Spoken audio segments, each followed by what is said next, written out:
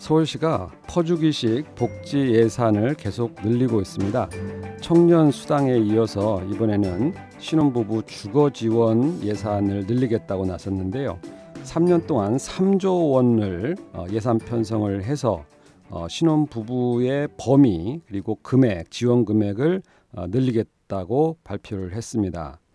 문제는 이러한 퍼주기식 복지 예산이 과연 지속될 수 있느냐 하는 것인데요. 현재 우리 경제는 빠르게 그 기업 경제와 이러한 일자리가 위축되는 그러한 현상이 나타나고 있습니다. 내년에만 법인 세수가 약 8조 원 정도 감소할 것으로 지금 예상이 되고 있는데요. 지난 2, 3년간 계속 세금이 증가하다 보니까 정부의 씀씀이가 상당히 커졌음에도 불구하고 어느 정도 이 세수가 받쳐졌지만 앞으로 이 경제 침체를 반영한 세수 감소세가 계속 나온다면은 정부의 재정 지출을 감당하지 못하고 결국 정부의 부채가 급격히 늘어나는 그러한 문제가 발생할 수가 있습니다. 이렇게 정부 부채가 급격하게 늘어나게 되면 결국은 장기적으로 경제 성장률 둔화, 우리 경제를 억누르는 큰 짐이 될 것이라고 생각이 되기 때문에 그럴 경우 앞으로의 경제 회복세는 점점 더 어려워질 가능성이 높다라고 말씀을 드릴 수가 있습니다. 또 한 가지 이러한 그 선심성 복지 예산의 내용 자체도 상당히 좀 문제가 이번에는 컸는데요. 그 내용을 들여다보면 그렇습니다. 과거에 신혼부부 주거 지원은 부부 합산으로 8천만 원 이하의 연봉 정도를 대상으로 신혼부부 약 5년 차까지 해당이 됐었는데 이번에 중점적으로 지원을 늘린 계층은 어떤 계층이냐면 합산 소득이 약 8천만 원에서 1억 원 정도. 1억 원 정도면 상당히 큰 액수죠. 연간 1억 원 정도의 소득. 그리고 5년 차에서 7년 차까지 그 신혼부부 계층에 해당이 되는데 이렇게 연간 1억 정도를 버는 소득을 갖는 계층을 정부 세금으로 주거 지원을 하겠다라고 하는 것이 과연 이게 합리적이고 올바른 것이냐 하는 회의감이 드는 것이죠. 왜 그러냐면 많은 사람들이 사업을 접다시피 하고 또 일자리를 못 구한 젊은이들가 허다하죠. 그리고 대부분의 근로자들이 연간 2천만 원 소득이 안 되는 근로자들가 상당수임에도 이렇게 연간 8천만 원 이상 1억 원 정도에 해당하는 근로 계층을 대상으로 복지 지출을 확대하겠다고 하는 것은 그야말로 우리 경제 현실을 외면한 그런 내용이다라고 볼 수가 있습니다.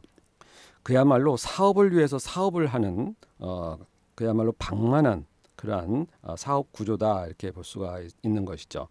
다른 지방에 비해서 서울시가 예산이 얼마나 넉넉하면 이렇게 안이하게 사업을 벌이고 있는지 정말 답답할 따름이다라고 생각이 들이 다 포함을 하고 있다고 하니까 그야말로 사업을 위해서 사업을 벌이고 있다라는 인상을 지울 수가 없는 것이죠.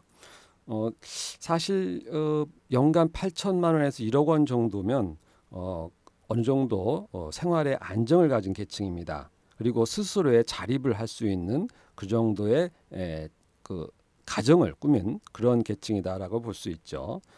현실적으로 그런 계층은 대부분 정규직이라든가 하는 그러한 안정된 그러한 직장을 가진 사람들도 상당수 포함이 돼 있을 것으로 보여집니다. 그렇다면 이 서울시가 왜 이렇게 스스로 자기의 삶을 책임지고 또 집도 어느 정도 마련할 수 있는 충분한 중상층 계층에게 이러한 혜택을 몰아주려고 하는지 그런 예산을 편성하려고 하는지 정말 알다가도 모를 일이다라고 할 수가 있죠. 더구나 이렇게 어느 정도 안정된 계층, 중산층을 계층으로 지원을 하게 되면 이 양극화가 상당히 심화되는 또 부작용을 발생을 시키는 것이죠. 그러니까 빈곤층에게 집중돼야 될 복지 예산을 안정된 직장 또 상당한 수준의 소득, 결혼한 계층에게 이러한 밀어주기 방식의 복지 지출을 한다고 하는 것은 양극화를 조장하는 잘못된 정책이다. 더군다나 서울을 둘러싼 지방 도시의 경제 상황을 고려한다면 이것은 상당히 그 위화감까지도 조성할 수 있는 일이다라고 볼 수가 있습니다. 서울시의 이러한 주거 비용의 지원은 불필요하게 이 서울 지역의 집값이나 전세값 또는 임대료까지도 자극하게 되는 그러한 부작용도 또한 포함하고 있다 이렇게 볼 수가 있는 것이죠. 이 정부가 주거 문제를 다 해결할 수는 없죠. 뭐 주거를 마치 대부분 책임져 줄 수 있다라고 발표를 하고 있습니다만 사실은 그럴 수는 없는 것이죠. 사실은 정부는 도시 이러한 행정을 책임지는 사람은 이 도시에서 만들어지는 부가가치, 기업 이런 것들이 좀 더 경쟁력 있게 갈 수 있는 구조를 어떻게 만들 것인가를 사실은 고민해야 됩니다. 지난 한 5년, 10년 동안 이 서울시의 경쟁력이 상당히 떨어졌어요. 현대 자본주의 사회에서는 이 도시와 도시의 경쟁 구조가 상당히 중요한데 이 서울의 경쟁력이 떨어지면 아무래도 우리 대한민국 전반의 경쟁력이 같이 떨어지는 그러한 문제점을 안게 되는 것이죠. 그런 면에서 특정 계층의 인기를 얻어서 정치를 하겠다 또는 특정 계층을 밀어주는 방식의 이러한 행정은 사실은 도시 경쟁력 강화와는 아무 관련이 없습니다. 그래서 이것은 잘못된 정치 방식이다라고 볼 수가 있죠. 지금 서울시가 필요로 하는 것은 도시 경쟁력을 회복하고 도시 경쟁력을 주변 도시의 그 경쟁력 상승에 맞춰서 같이 어떻게 올릴 것인가를 고민하는 것이 올바른 해법이다라고 볼 수가 있습니다. 특히 주거 서비스 같은 거, 주거의 문제는 스스로 일자리를 얻어서 거기서 나오는 소득을 통해서 스스로 해결할 수 있도록 하는 것이 합리적이죠.